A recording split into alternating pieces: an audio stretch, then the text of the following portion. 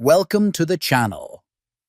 In today's video, I'll show you how to turn on or off the autocorrection feature in your Android keyboard.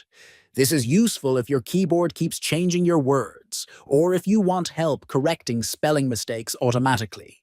First, unlock your phone and go to the Settings app. Scroll down and tap on Additional Settings or System. On some devices, General Management or similar, then click on Keyboard and Input.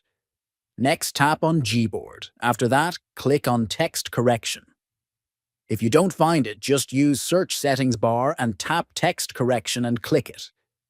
Here you will find many options like Spell Check, Auto Correction, and more.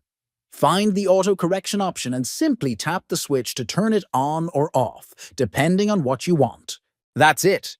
You've now learned how to control autocorrection on your Android phone. If this video helped you, don't forget to like, subscribe, and check out our other Android tips. Thanks for watching.